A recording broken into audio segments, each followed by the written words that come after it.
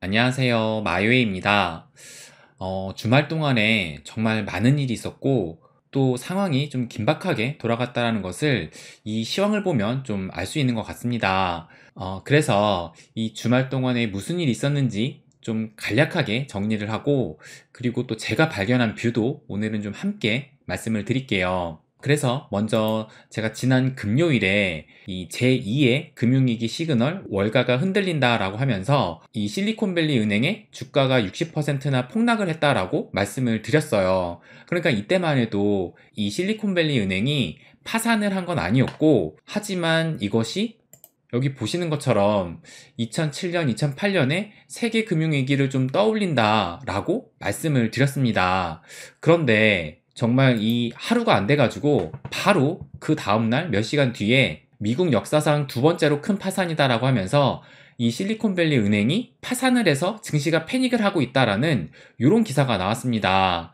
그러면서 이것이 전 세계 금융권을 강타할지 촉각을 세우고 있다라는 이런 기사가 나왔는데, 그런데 또 이것이 이 서클사가 발행하는 USDC가 보시는 것처럼 이렇게 이 패깅이 깨져가지고 거의 한 0.9달러까지 떨어지는 사태까지 발생을 했어요. 이렇게 디패깅이 난 이유가 이 서클사가 이 스테이블 코인 이 USDC를 발행을 할 때 준비금을 보유하고 있어야 되는데, 그 준비금의 대략적으로 한 8% 정도가 이 실리콘밸리 은행에 맡겨져 있던 겁니다.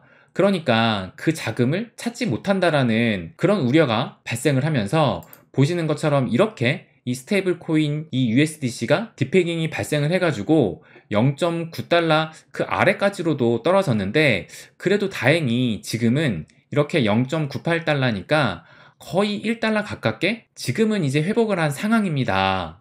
그리고 또 요걸 보시면 이 실리콘밸리 은행이 무너지니까 지금 이 실리콘밸리에 있는 수천 개의 스타트업 기업들이 자금에 접근할 수가 없다라고 하면서 이것이 월요일까지 해결되지 않는다면 화요일까지는 다른 지역의 은행들도 파산을 할 수 있다라는 이런 우려의 글들이 나오게 됩니다.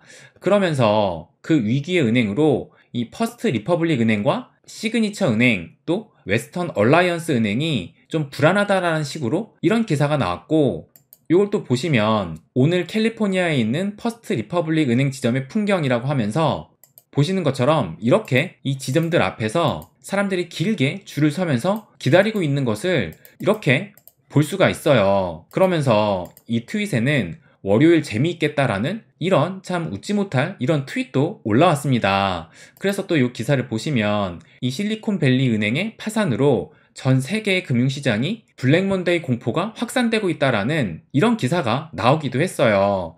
이러다 보니까 또 이 기사를 보시면 결국엔 오늘 새벽에 이 미 정부에서 실리콘밸리 은행의 예금을 전액 보증하겠다라는 이런 발표를 하게 됩니다. 그러면서 이 블랙먼데이 막기에 총력을 기울이고 있다라는 이런 기사가 나왔는데, 그래서 그 이후로 보시는 것처럼 3월 9일만 해도 이 실버게이트 악재 소식이 처음 터지면서 이렇게 폭락을 했고, 또 실리콘밸리 은행까지 파산의 우려가 커지면서 이렇게 20K가 깨지고 19.5K까지 터치를 했어요. 그러다가 오늘 새벽에 이 미 정부의 적극적인 대응이 나오기 시작하니까 이 비트코인의 가격이 이렇게 좀 큰 상승을 해가지고 지금은 이 상승 추세선의 바로 아랫부분인 이 지점까지 상승을 했고, 이 상승 추세선이 이제는 지지선이 아니라 저항선으로 좀 작용을 하고 있는 그런 상황입니다. 그런데 제가 이 차트를 보다가 좀 재미있는 뷰를 발견을 했어요. 그래서 제가 이 멤버십 텔레그램 방에다가 이렇게 공유를 했었는데, 그 내용을 한번 말씀드려 보면, 다시 그럼 이 차트를 보시면 보시는 것처럼 이게 2022년과 2023년 현재까지의 그 흐름을 보여주고 있는 건데, 보시는 것처럼 작년 9월에 이렇게 비트코인이 하락을 했었고, 그러다가 살짝 반등이 나온 이후에 다시 2021년 11월에 이 FTX 사태가 터지면서 이렇게 큰 폭락을 하게 됩니다.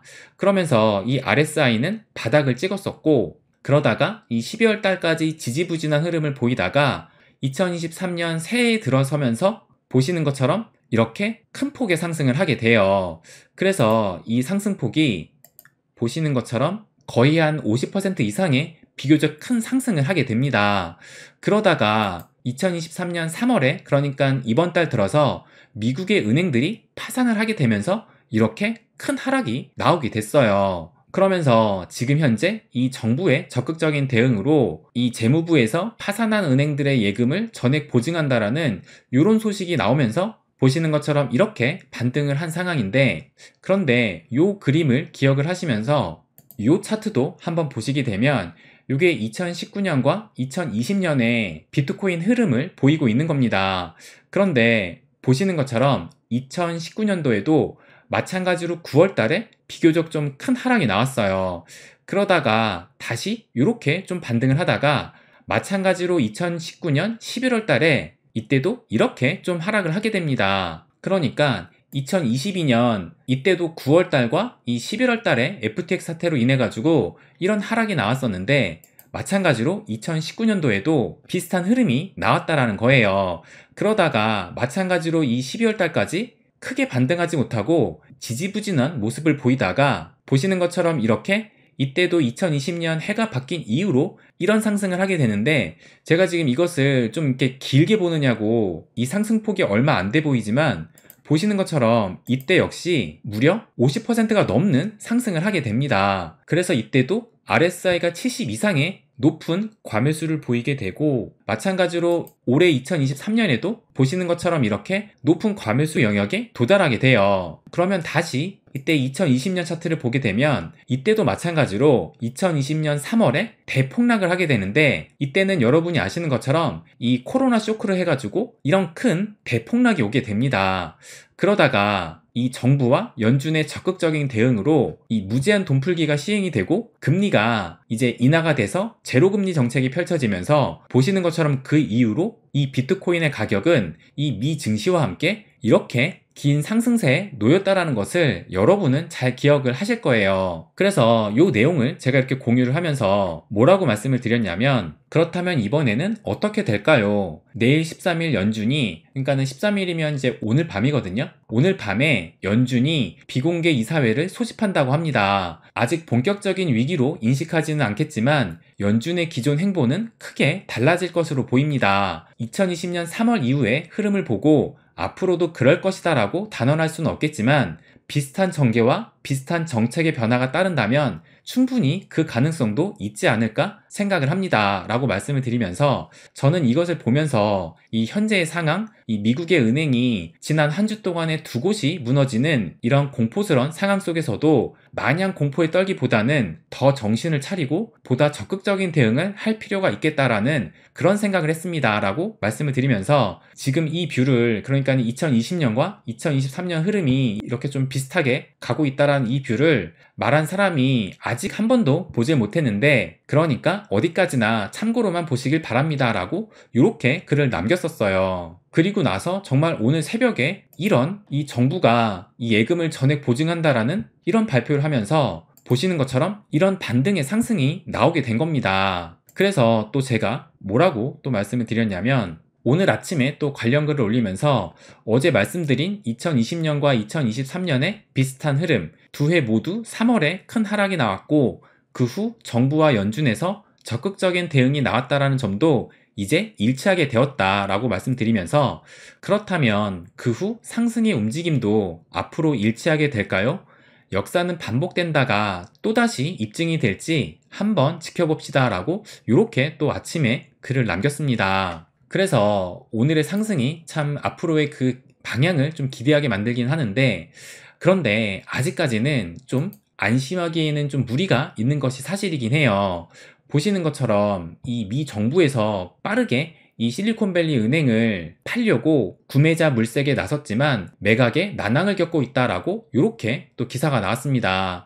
그러면서 이 인수를 할 유력 후보가 있었는데 결국에는 입찰 포기를 했고, 또 다른 잠재 이 은행들마저 포기를 한 듯 하면서 한동안은 표류 전망이고 사실상 초기 매각은 실패했다라고 이렇게 또 기사가 나오기도 했어요. 그러면서 또 이 기사를 보시면 이 실리콘밸리 은행의 파산 후폭풍으로 이 뉴욕의 시그니처 은행도 폐쇄됐다라는 이런 기사도 나왔는데, 이 시그니처 은행도 보시는 것처럼 예금이 117조 원 규모인데 그 중에서 4분의 1이 암호화폐 관련 예금으로 앞서 이 실버게이트 은행과 더불어 암호화폐 친화적인 은행으로 또 대표적인 은행이기도 했어요. 그런데 결국에는 이 시그니처 은행마저도 폐쇄를 하게 됐고, 이 미 당국은 예금액 상관없이 이 은행마저도 전액 보호하기로 했다라고 이렇게 발표를 하게 됩니다. 그러다 보니까 또 요 기사를 보시면 미국의 2대 크립토 은행이 폐쇄가 됐다라고 하면서 앞으로 암호화폐 유동성이 저해가 될 수 있다라는 이런 우려의 기사도 나오게 돼요.